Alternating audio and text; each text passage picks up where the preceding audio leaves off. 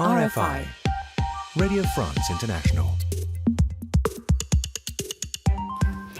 It's Friday, the 31st of January, and a very good day to you. I'm David Coffey, and this is Paris Live. Well, you're very welcome to this special edition of Paris Live here on Radio France International, marking the historic day that the United Kingdom becomes the first member country to withdraw from the European Union after 47 years. Now, I'm joined in the studio today by the president of the Mouvement Européen, that's Yves Bertoncini, and the chairman of Conservatives in Paris, Jeremy Stubbs, to discuss the impact of this momentous occasion, the damage that it has inflicted over the past 3 years of vitriol and uncertainty, and indeed what lies ahead as the terms of the divorce deal are set to begin. Now, we'll also be crossing live to Crossmaglen in County Armagh in Northern Ireland to get a sense of how Brexit will directly affect communities and cross-border trade between the Irish Republic and Northern Ireland. We get reaction from London, which voted overwhelmingly to remain in the European Union, and to Brussels, where the EU 27 get their cards in place ahead of what will be tense negotiations. We also have a look at how the French newspapers are approaching the UK's exit from the EU, how Britain's former colonies in East Africa view their former rulers' withdrawal from the European bloc, and Brits living in France's Dordogne region, and what implications Brexit has for them and their lifestyle. So stay with us here on this special edition of Paris Live.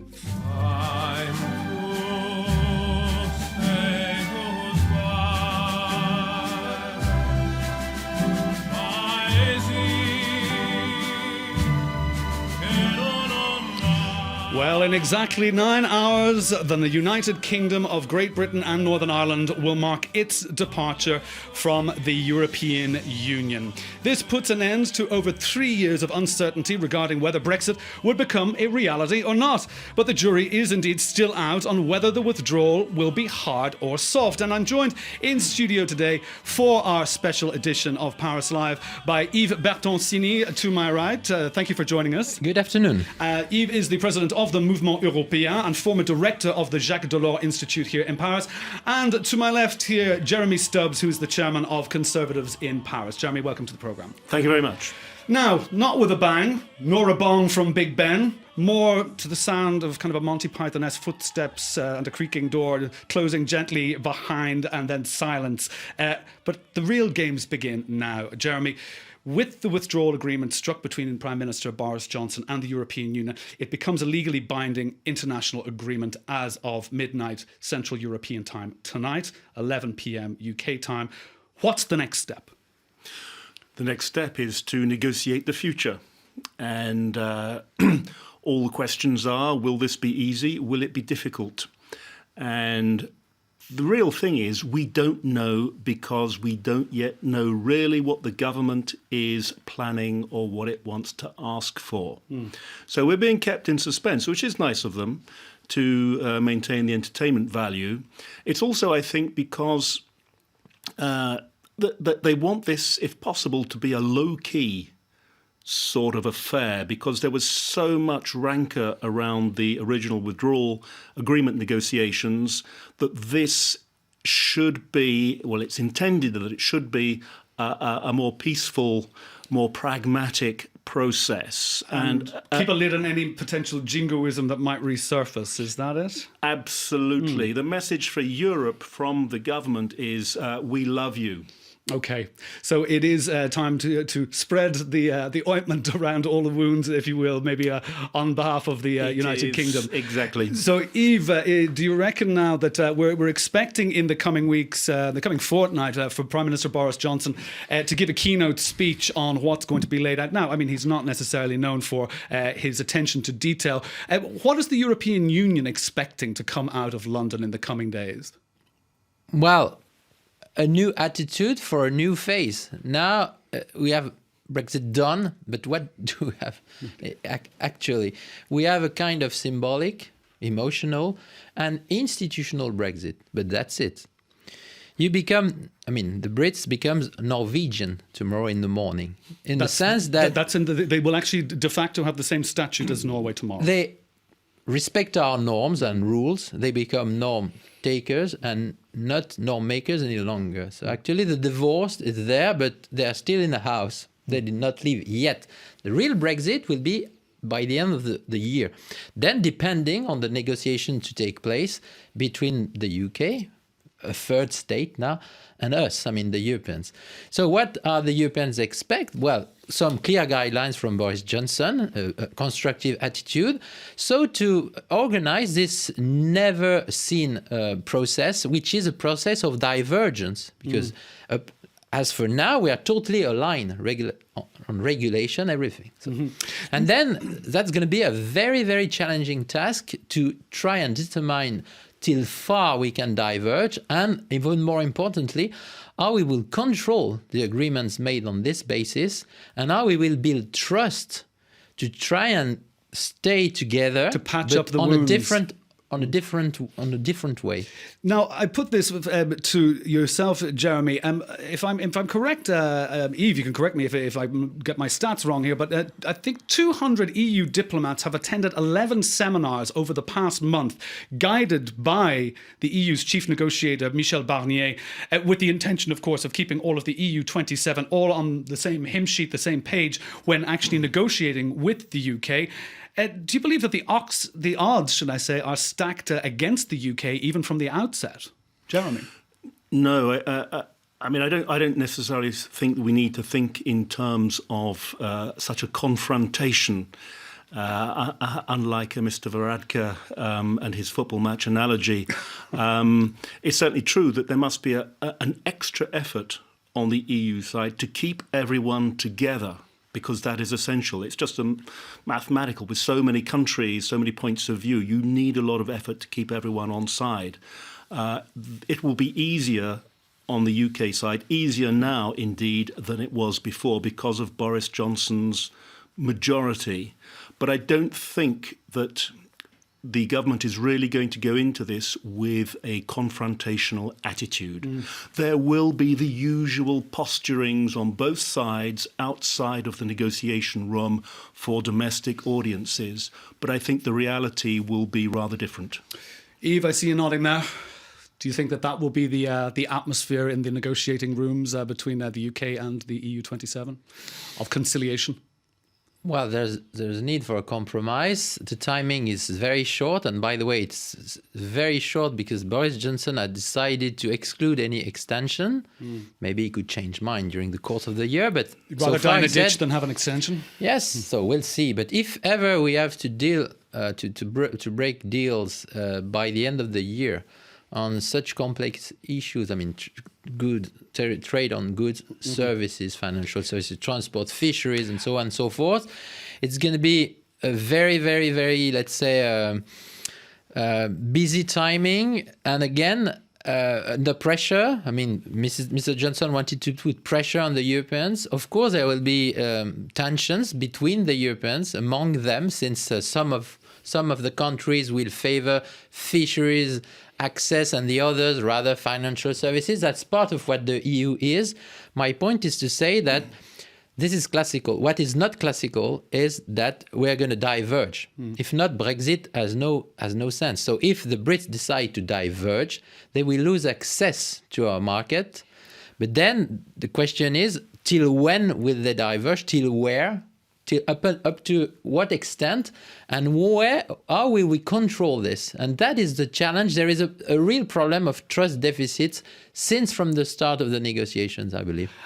This is the whole point. You've mentioned it there. So long and thanks for all the fish. Fisheries, fisheries, fisheries. And if you see any of the fishermen that have been interviewed over the past 3 years, and they've all been ardent supporters of Brexit. But there's a catch-22 here. I mean, fishing rights are going to be a very thorny issue. I mean, the EU wants to access UK waters, while the UK needs to maintain trading rights with the EU because the EU represents 70% of the UK's fish export market. So how do you tie the two?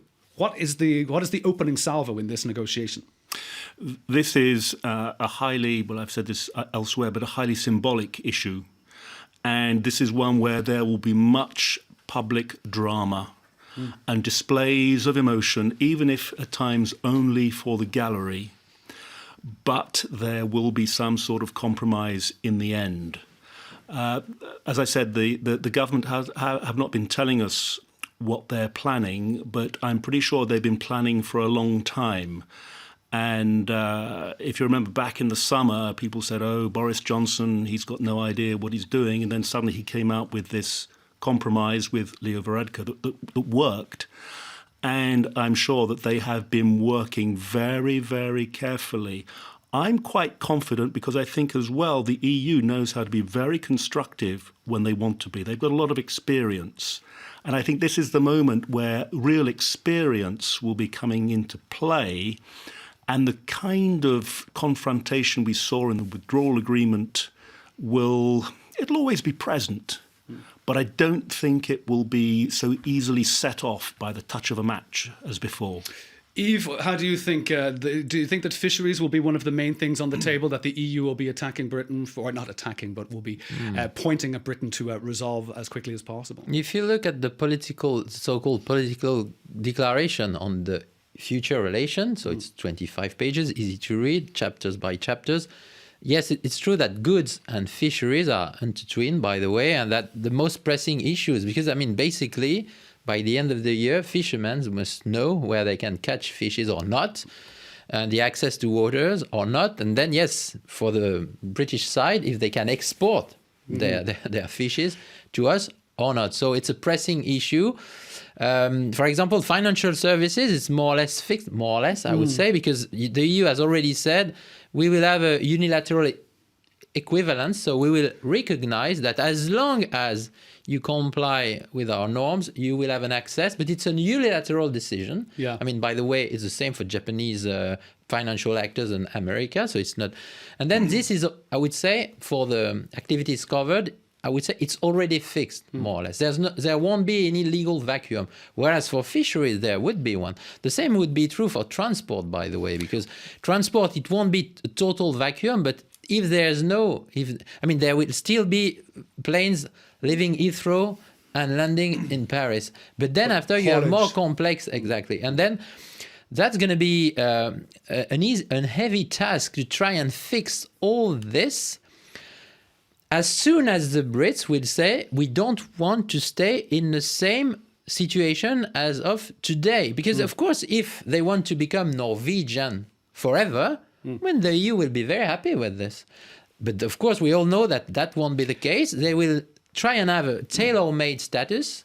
By the way, the same they already had while being member of the EU. Cherry picking will begin. Absolutely. And then every time you cherry pick, every time you have a tailor-made status, behind this, you have, yes, a problem of divergence. You then have a problem of unfair competition and of failed level playing field. And then you will have economic actors in a continent saying we don't want this, or fishermen saying we want this instead of that. Well, indeed, we'll be talking later. We'll be crossing to Northern Ireland to Crossmaglen, where RFI's Jan van der Made is actually there, and he has been talking to the transport and hauliers associations that engage in north-south trade. But indeed, when talking with the actual land border on the island of Ireland, let's have a look at the government department that will be directly affected by this, literally as of day one on Saturday, and that is the Revenue and Customs Department. I mean, they've got a pretty Orwellian task ahead of them, because they need to actually ensure free trade, but they actually don't know what the parameters they are actually there, because they haven't been negotiated yet. What do you think is going to be their first port of call, if you will? I think this is what they call a steep learning curve. It won't be that steep. In other words, they don't have to know everything this weekend, for example. And I think there will be a lot of easing into this. But one of the questions I think which Yves has raised is when things are aligned, who polices the alignment? And here again, we return to certain symbolic things. If you say that procedures in the UK fall under the aegis of the European Court, that is a bit of a red rag to a bull. And I think on a lot of these issues, if you go back to the Northern Irish border, it is, to continue with your culinary analogies, David, it's a kind of a fudge. A fudge. We've gone from fish to fudge. And there will be a lot of fudge around, because an awful lot of this, I mean, if you like, as Yves said, it's going to be a compromise, and often compromises will offend a great many people on opposite sides. Sure. And things have got to be presented in such a way, it's a question of presentation, that those who would fly off the handle at the mention of certain bodies or certain procedures don't have enough purchase to make a great hoo-ha out of it. Gotcha. And this, everything is going to be, to some extent, a question of presentation. Yves? Sure. But it will be a lose-lose deal, I'm afraid. But I mean, losers on both sides, depending on the sectors. Some will lose more than others. But it's true that there will also be then reluctances, resistances, but also issues of presentation, of symbol. Let's look at the Swiss very briefly, not the Norwegian, the Swiss. They decided not to join the single market. They decided to have their own norms. Well, they copy-paste EU norms, but at least it's Swiss norms. So, I mean, symbolically, it's satisfactory for them. So if the UK wants to do this in many, many fields, it will make the symbol safe, but as long as it has a Swiss brand on it. Yes, and then it will be a UK brand on it. But then the norms being the same, that the economic interdependence will remain and it will be quite fluid. And if not, if it's divergence, yes, there will be a need to have border checks and restricted access to the market. But even more importantly, and I think the Irish case has showed this already, there will be agreements to be monitored with, a limited trust between the two partners, because what we have tailor-made with the two islands, fuels a lot of mistrust from the European side. So let's say on paper it's going to be this. In reality, we'll see. Well, the thing is, I mean, indeed, you are going to be dealing with certain egos at the table, and personality and presentation and tone is definitely going to be a very important part of how things go and proceed in the next 11 months. But indeed, with the withdrawal agreement becoming legally binding this Friday, I mean, the other thing is any British deviation from the terms of the agreement that was presented to the EU back in October could involve the UK actually being fined. Now, that would go down like a lead balloon with any of the Brexiteers who are at the negotiating table, wouldn't it? Oh, I think they would love it. Really? They'd like the grandstand? They'd like the challenge? Yes, but we've seen in the past that EU-imposed fines don't necessarily get paid, thinking of the beef question going back a couple of decades now. Yes, but certainly the important thing is not to give ammunition to these kinds of people. But I can say that the British government is determined that this should be a peaceful, pragmatic process, very different from the past. And part of that, it has to be said, part of the effort will be directing attention to domestic politics. Yeah. And it will have the same with European as well. They want to look at their other fish to fry, literally. Yes. Excellent metaphors. Except on a fisherman. Exactly. Indeed. So so basically, as of today, the game has changed, and it's no longer like the same rhetoric and vitriol we saw over the last 3 years. That's certainly the intention. I hope so. Yeah.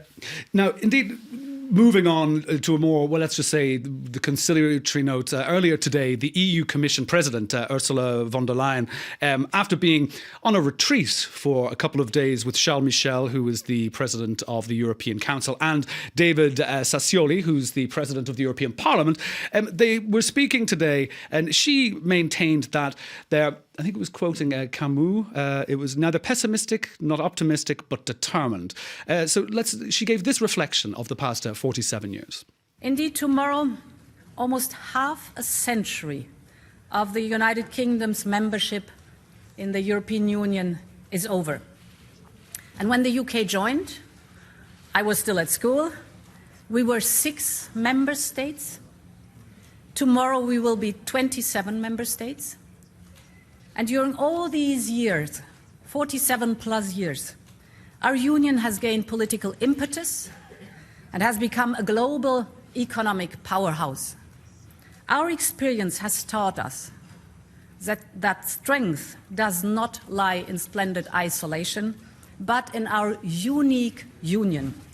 Nowhere else in the world can you find 27 nations of 440 million people speaking 24 different languages, relying on each other, working together, living together. And this is not by accident or by chance. This is grounded in centuries of shared history, decades of shared experience, and a determination and confidence to shape our common future together.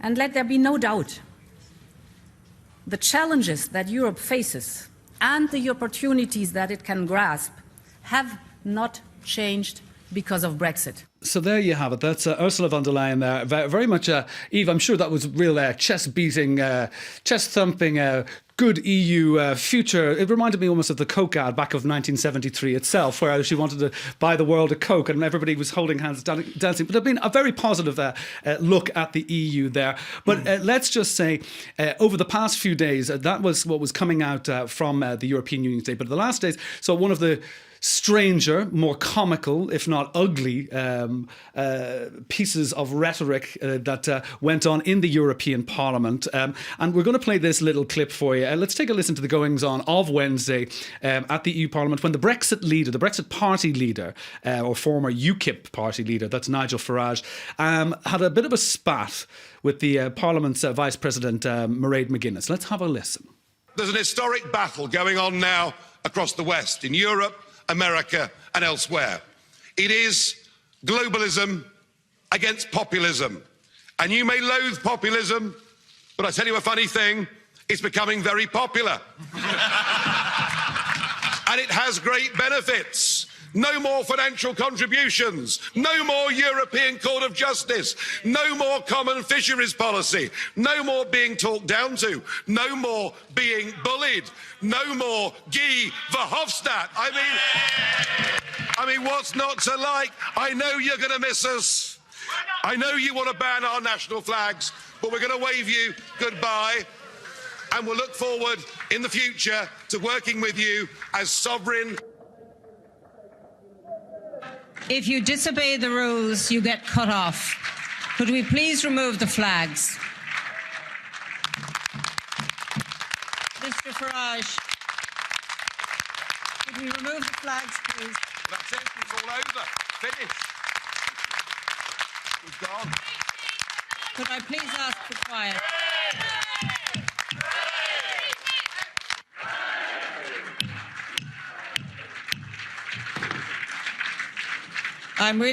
Please sit down, resume your seats, put your flags away, you're leaving, and take them with you if you are leaving now. And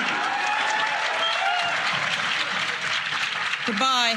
Can I just say, if I may say, just in a slight reference, the word hate was used in the last contribution. And I really think, given what we listened to prior to this, that we should not hate anyone or any nation or any people. Now, indeed, what she was referring to, that's Mairead McGuinness there, basically pulling the plug on Nigel Farage and his little farewell party that he had there at the European Parliament. But to put in context what she was saying there, the word hate was being used just after a 1 hour discourse with a 89-year-old Auschwitz survivor who was addressing the European Parliament, a woman called Liliana Segre. So, I mean, it was pretty disgraceful to have that kind of petulant behaviour, as I say, coming right after. But that is just my own honest opinion. But the thing is, and we were mentioning this before coming on air, the European Parliament will be a duller place without Farage and the Widdicombe's and the like there. But the question does remain, and this is actually the more serious question, who's going to fill the Brexit party void in the EU Parliament? As we see, the rise of populism is becoming very popular. We have Salvini, Orban and Maréchal Le Pen, who are meeting in Rome on Tuesday. Are these the people that we are going to see taking over the microphones at the EU? No. I'm afraid we should make a clear distinction between Europhobia. Europhobia, by Mr. Farage, is you hate Europe so much that you want to live. But you have mentioned people, Mr. Orban is a Eurosceptic. He doesn't like many things in the EU. And of course, the EU is a compromise between many member states, political forces, so it's not perfect. But he will never leave the EU. And the same is true for Mrs. Le Pen, because Mrs. Le Pen is even more is in the monetary union. She is in the monetary union. Our country, France, in the monetary union. So she tried to say, let's go out. No, of course not. I mean, she was defeated. Europhobia was British, and it reached a ceiling. I mean, more than 50%, 52% in a referendum. So it's a democratic choice. They decided to leave, they leave. But in the continent, what we will have is highly Eurosceptic, fighting from the inside. By the way, sometimes disagreeing with each other, for example, on migration and many issues. We should pay more or less, so Mrs. Le Pen and Mr. Salvini don't agree. But we won't have such Europhobic forces. I would say that it will be then a different debate, not that easier, by the way, because it's also difficult to be confronted with Eurosceptic from different degrees. But then Mr. Farage won't be replaced, and I think Europhobia at large was a flash in the pan. But it was something which has been entertained, fueled in the UK by tabloid, and of course, which is also linked to the very specific nature of the UK, which is an island, which is an old empire, which is a very, very important country in the world, and then a country, by the way, which resisted bravely during World War II. So, there were seeds of, this kind of sovereignism, let's say, identity feeling. And then, but this, I think, in my view, was specific to the UK, and I don't think you will find this at such an extent in any other remaining countries. Well, indeed, Frexit would be it's basically political suicide here if anybody mentions that. But indeed, what Yves is saying there, and it is kind of bringing it back now home, back to Blighty, the Brexit Party has no future. Even Farage, they said, OK, my work here is done.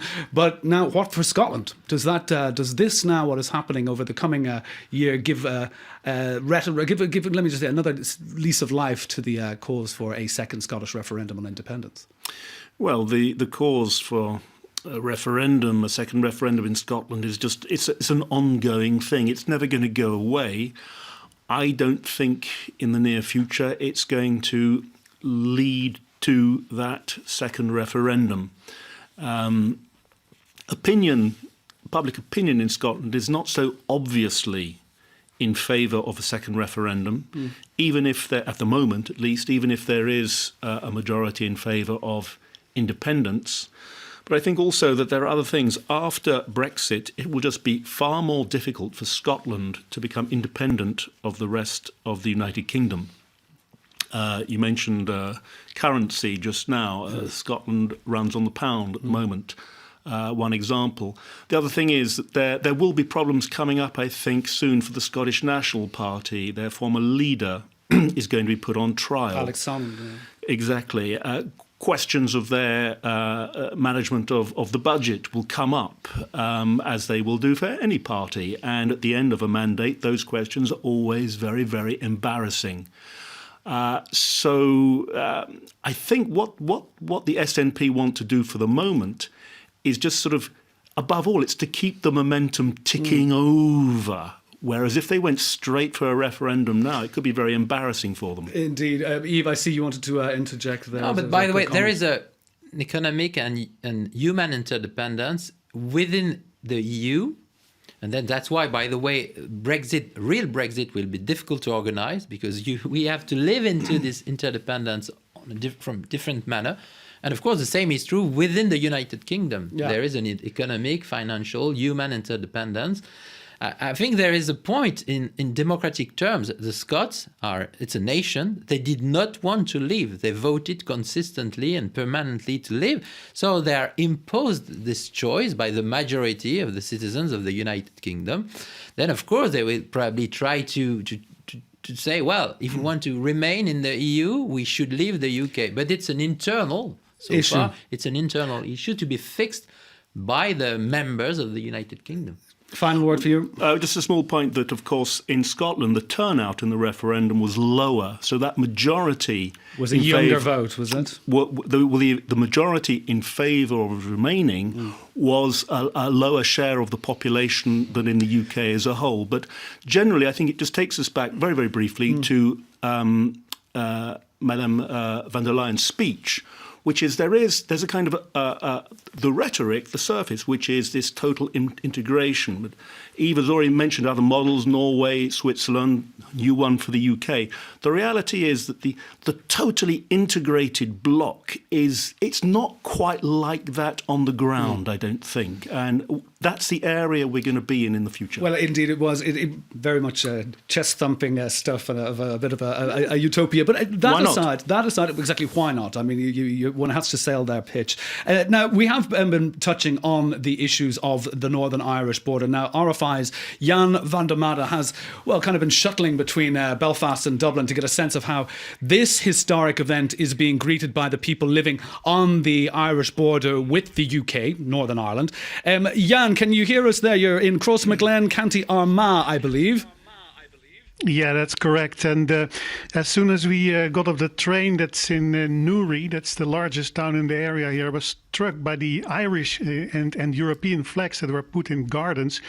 And driving through the countryside, there are billboards and then posters. And one of the most interesting is a poster with the Irish colours, green, white and orange, and the text, "Irish unity is the answer to Brexit." So that may be the next story. So people here are clearly against it. As you said, I'm now in Crossmaglen. And as you will well remember, during those years of the Troubles, the civil war that cost so many dead before so many lives before the Good Friday Agreement in 1998 was signed, this was really a dark area where the British Army didn't dare to go in. Only by helicopter, by chopper, they would dare to go in because of the snipers along these winding roads that lead up to the village. It's a region that's ideal for guerrilla warfare. There's a lot of bitter memories here. Today, it's a quiet little town with a nice square with even a budding tourism industry.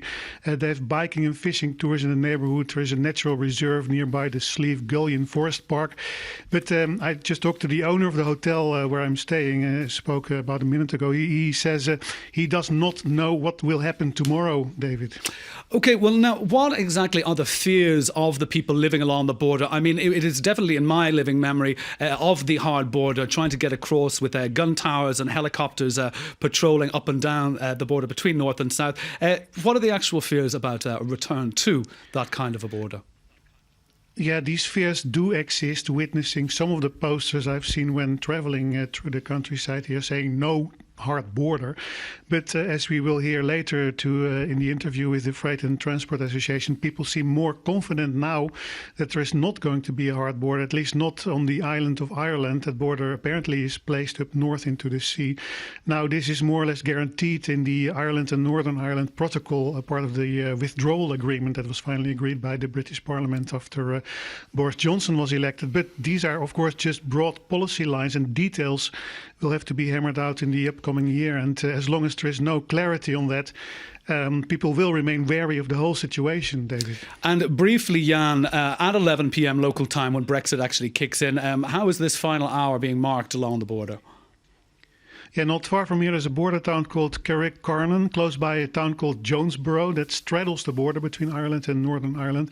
There will be some demonstrations there at 9:30 in the evening, organised by a group called Border Communities Against Brexit.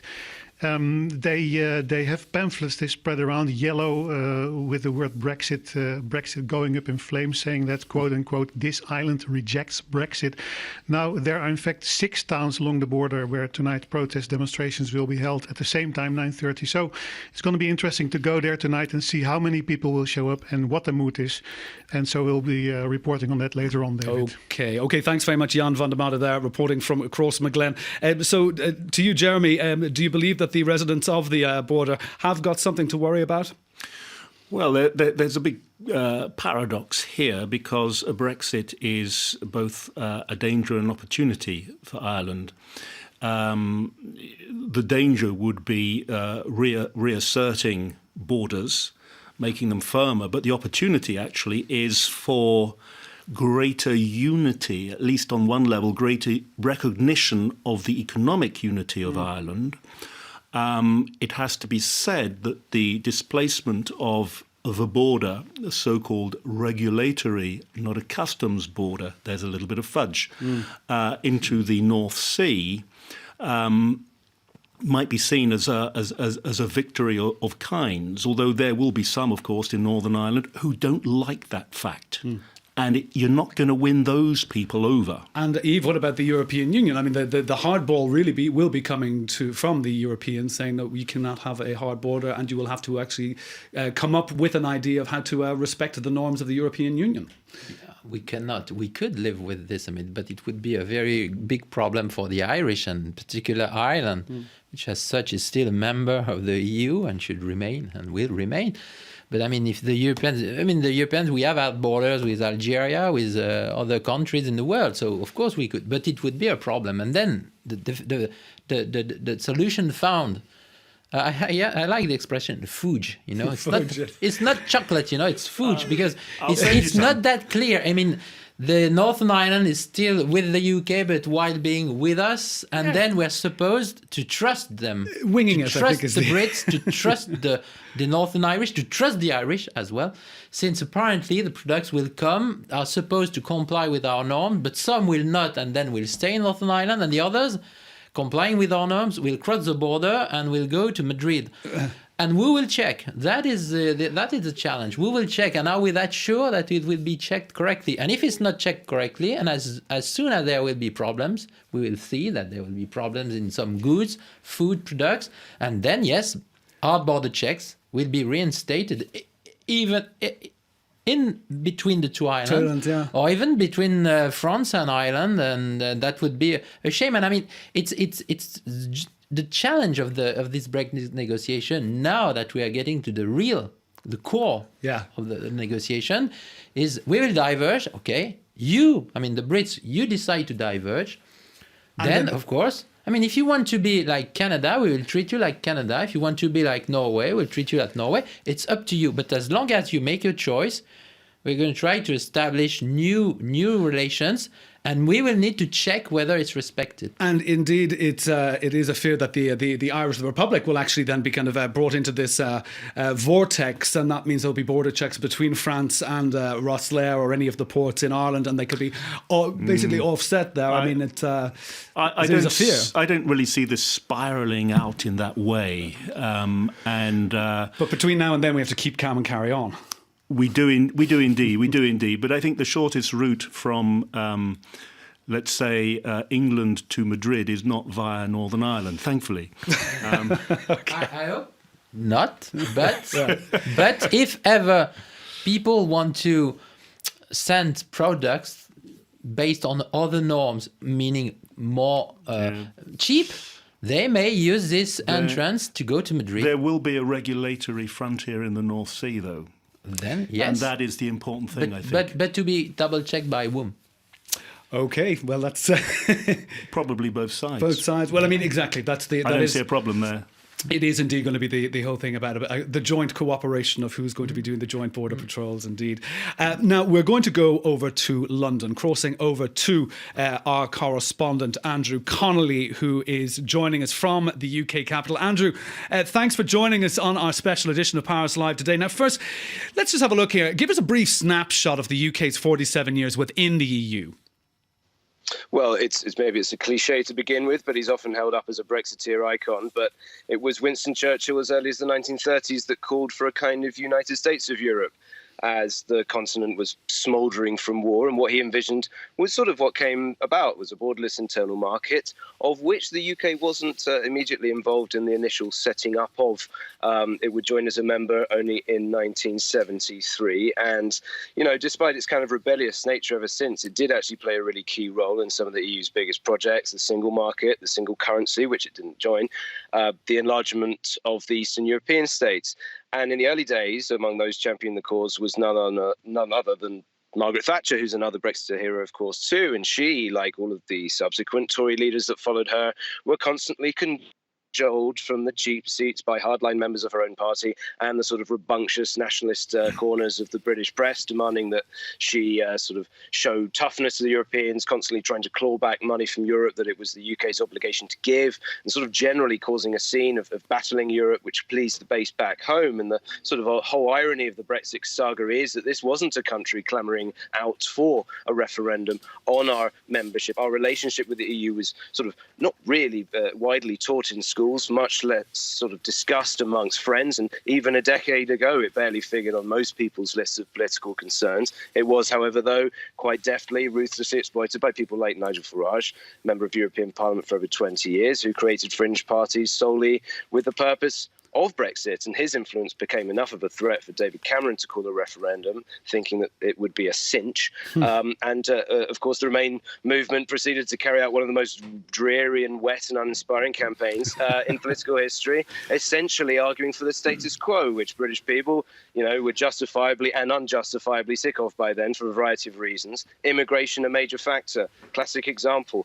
In 2004, when the Eastern European countries joined the EU, the British government was one of the only EU members not to impose immigration controls, massively underestimating the amount of people that would come. Hundreds of thousands of people duly did, often in areas with little experience of immigration. Years later, people would blame the EU for that, which was actually something that the national government of the day had a lot of ability to control.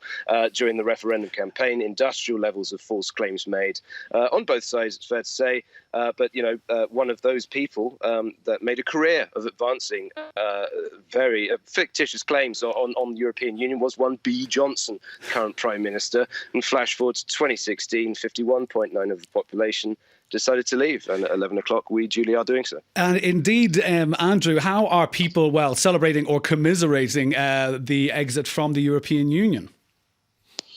As you might expect, David, for a country cut down the middle, celebrations are kind of mixed. Last month we were treated to the spectacle of Brexit-supporting vicars wanting their church bells to ring, and Brexiteer MPs crowdfunding hundreds of thousands of pounds to try and get Big Ben to toll to mark our departure. And unsuccessfully in the end, it's undergoing renovations at the moment. And, instead there will be the unofficial Leave campaign, which is fronted by Nigel Farage, will hold a rally in Parliament Square tonight. There'll be a countdown clock projected onto Downing Street on the lead up to 11 p.m. There'll be a sort of laser light show, Union Jack flags strung along the mall opposite Buckingham Palace. Some pubs in the land hosting get-togethers, but it's not really on any scale of, say, a royal wedding or a new year. And quite portentously, it's been raining solidly all day across vast swathes of the country. And, for Remainers, most of them simply won't do that much. They may drown their sorrows, or they may take part in a few sporadic counter-rallies. There are some in Brighton, in London, highlighting what they feel is Brexit's negative effect on the economy and health service, race relations, and so forth. But even by politicians quite pro-Brexit, triumphalism's kind of been muted. A lot of them recognise for the half of the country the floor's just been taken from their feet. And of course, London itself is a Remain city by and large. It voted over 60% to remain. Some areas voting for nearly over 80%. So it's a bit of a donut. Some areas of London outside, far away from the city of London, voted to leave. And it does have a Labour mayor, Sadiq Khan, who's very strongly pro-Remain. But the overall feeling is, in a city with a citizen of every country in the world, what will happen next? And those feelings also felt by those in the financial industries too. Well, at least they can take some succor from the fact that it's none of the celebrations are coming out of the taxpayer's pocket for the likes of a royal wedding. Andrew Connolly, thank you very much for joining us on the line from London today. So what Andrew was outlining there were the last 47 years of the British membership of the European Union. Now, in front of me here, I have a few old editions of the Daily Mail, and this is the Daily Mail from the 1st of January of 1973, the year that I was born. So I've definitely been born into the European Union myself. I've never seen a life without it. And it's Europe, here we come. So between the 1st of January 1973 and the 31st of January 2020, what happened? Jeremy? Well, I'm old enough to remember what life was like before the European Union. I don't remember it as being particularly glittering and sparkling in the 1960s. There was the Beatles. What is for sure, though, is that during those years, one way or another, Britain did re-establish itself economically and as a power after the, you might say, meltdown of the loss of empire, Second World War, etc. So those have been good years for the country. So was Europe an attractive little sparkle at the end of a very dull era, despite the swinging 60s? I mean, under Ted Heath, like the 70s in the UK were not exactly glittering times, were they? It very much was. Was there a European panache that was very attractive, maybe, to break the mundanity of... There was indeed, and you've shown us the photograph of Margaret Thatcher wearing her European pullover. So a lot of people were in favour of it, and it has to be said at the time, not only was there the question of the economic aspect, but we were still really in the Cold War. Yeah. And the idea, and I know this motivated Ted Heath, the idea of the European Union, as we now call it, as a force for peace and as a force for stability in the world was very, very strong. Obviously, opinions have changed since then. And Yves, yourself, we were mentioning earlier the Sun headline from the early 90s. I think was it in Up Yours Dolores, which is the headline that was on the Sun newspaper. Was that a pivotal point, do you think, in the relationship between the UK and the EU? Was that where Euroscepticism really got a foothold? Well, at least there was a divide between popular press, if I may say, and the elites, because you're mentioning Delors and Mrs. Thatcher wearing the jumper, in favor, in favor of the accession, then saying, yes, I want a rebate, I want my money back, okay. But then the push by Delors was around the single market, and this was accepted, if not favored by the UK, by Mrs. Thatcher. So, I mean, it became an even more British Europe. And Delors was not on only this, because he was also pushing social cohesion. He pushed the economic and monetary union, and then the British had the possibility to opt out. But I mean, at the very moment when there was a push by Delors favored by Mrs. Thatcher, there was no such campaign by the elites in the UK to say it's good to be in the UK, to be in the EU. I mean, and then the tabloids went on saying, all our problems come from Brussels. And by the way, I don't know what they will invent now to define the source of the UK's problem. But I mean, in this sense, it was a turning point. Fair enough. And in all fairness, I suppose a scapegoat is always going to be needed at some stage in the British tabloid press. I mean, it has got a pretty particular type of newspaper run in the country. Now, speaking of newspapers, and we are here in the studio with the pleasure to invite our Amanda Morrow over from downstairs at our newsroom, and indeed as France woke up last night to the last day of Europe's Club of 28. The papers here have made no secret of their disappointment. So, Amanda, you've been flicking through the dailies. What are they saying on this momentous day? Europe, David, has yet to see anything of the real chaos that will be wrought by Brexit. Now, that's the top line in the right-wing rag Le Figaro, whose headlining piece on Jour J, so Brexit Day, is actually pilfered from the German daily Die Welt, which has been getting the inside story from a former British ambassador to the EU, who's now persona non grata in the stately halls of Westminster. Sir Ivan Rogers warns that the stonkingly, we were talking about this, stonkingly mandated government of Boris Johnson is not telling its citizens the truth about the consequences of Brexit, and that the Europeans have already proven themselves to be far superior negotiators. The British have been living in a European world in which trade barriers and jurisdictions were routinely trampled on. All of these barriers, Rogers warns, will be instantly reinstated until the UK can reach an agreement to clear them. Le Figaro tells us that Rogers, he lost his position as a senior government official because he dared to question the way that his government approached Brexit.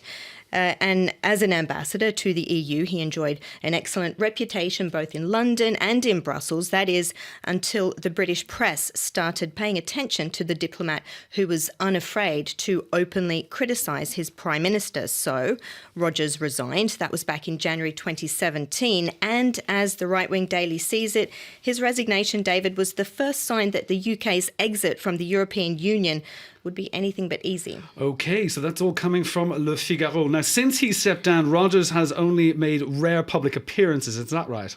Yes, but when he, quote, dares to do so, his warnings come pelting down like small bombs.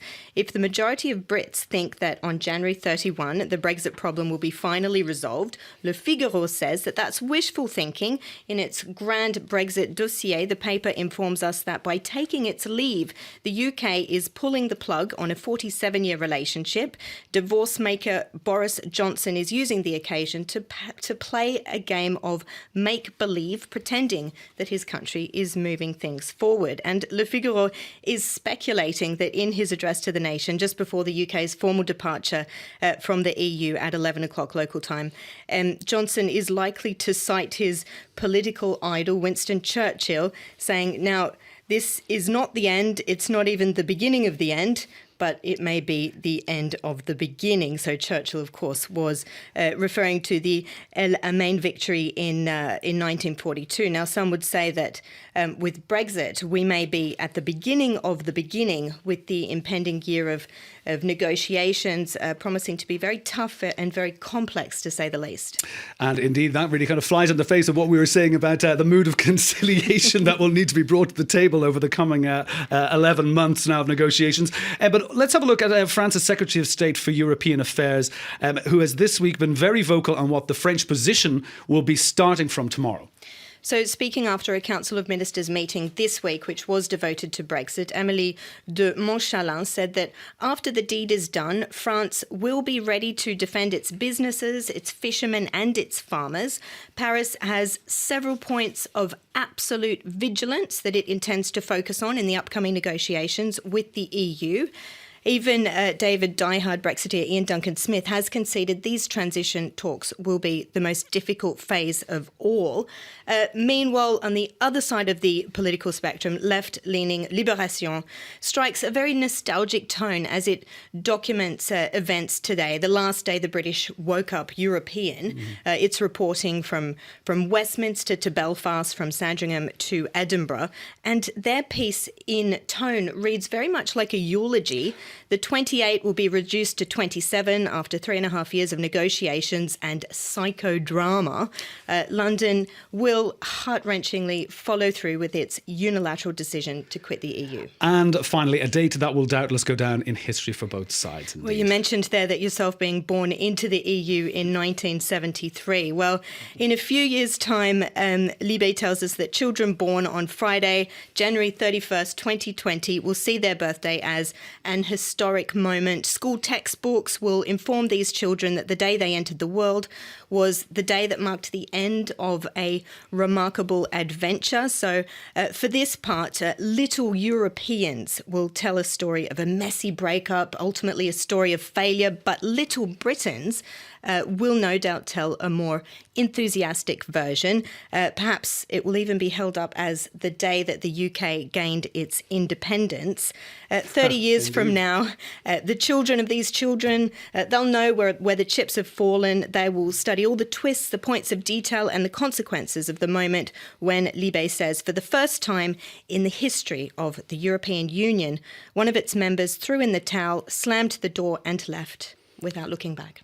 They are interesting, very interesting words there. And in all fairness, the key word there was the end of an adventure, not a love affair. Even though we are using the words divorce and trying to negotiate our divorce deal, but there was never really a love affair between the UK and the European Union, was there, Yves? Well, at least if it was a sentimental love-hate relationships, but I think it was a more pragmatic one, even if it's very emotional. I mean, you tell about sovereignty, identity, Union Jack by Mr. Farage, but I mean, the Union Jack has never been threatened by the EU. I mean, you had the pounds. Mm-hmm. I mean, I took my son to London last year and he saw the cars and they said, hey, Daddy, they're not on the good side of the street. And then you have the Queen. Simple mistake. And then we reached to the hotel and the plug, he said, Papa, the plug is not working. And at the end of the day, one day in London, he told me, he said, are we really ruling this country? Well, we, the Europeans? I said, of course not, my son. So why do they want to leave? Well, I mean, and that's the mystery of this. And I think this is emotional. And I can, by the way, and that's the metaphor for divorce. I can understand why, for emotional reasons, there was a need to leave. Okay.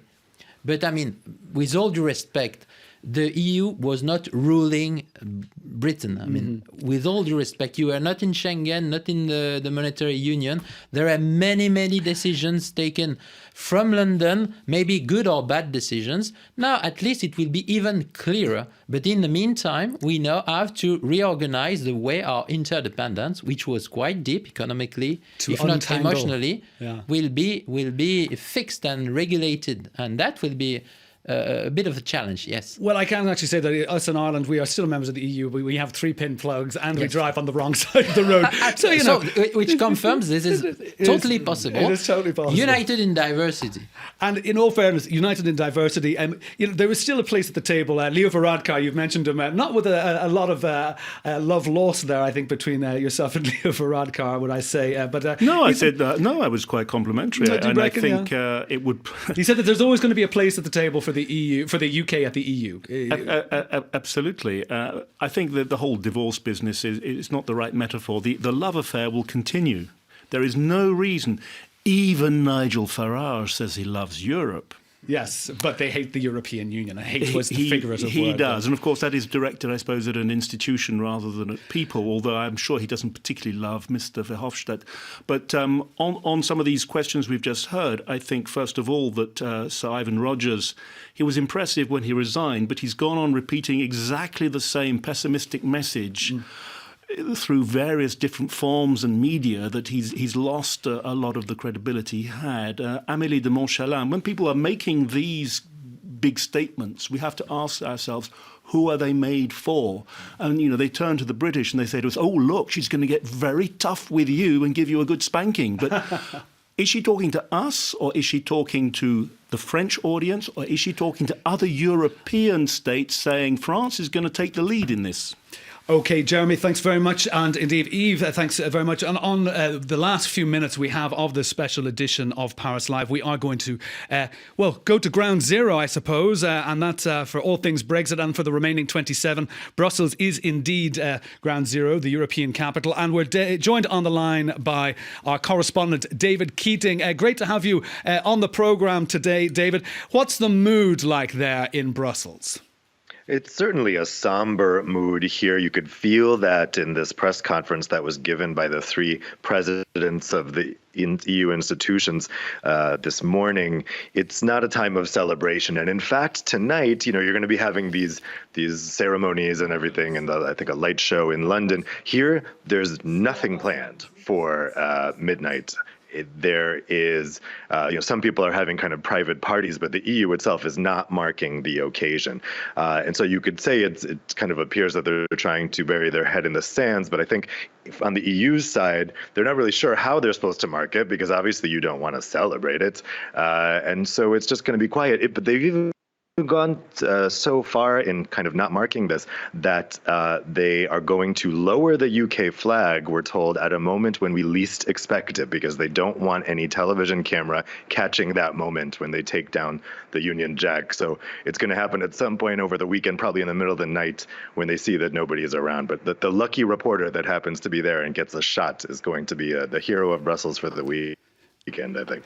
And Dave, just very briefly now, because we are indeed running out of time, despite what side of the Brexit divide or debate one is on in Brussels, is there, however, a sense of catharsis in the corridors of the European Union that this is now finally coming to an end? I think there is. People are exasperated with this situation. Definitely the sadness that's being felt here is mostly by British people here in Brussels. People from the EU 27 are not happy about this, but they're eager to move on. They're sad to see their friends go in the case of the European Parliament, but they are glad that at least there's some kind of clarity. We now at least know that Brexit is happening, although we have no idea what's coming next.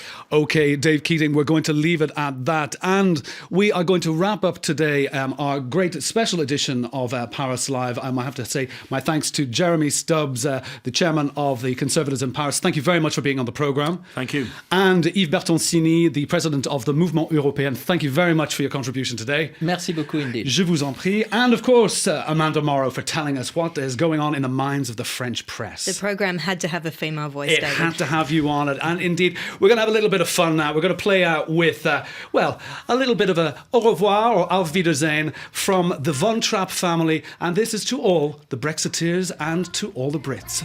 Bye-bye. Saying good night. I hate to go and leave this pretty sight.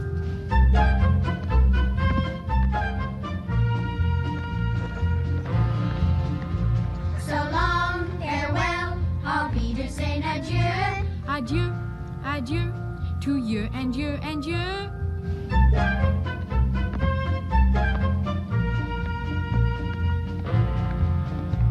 So long, farewell, au revoir, auf Wiedersehen. I'd like to stay and taste my first champagne. Yes?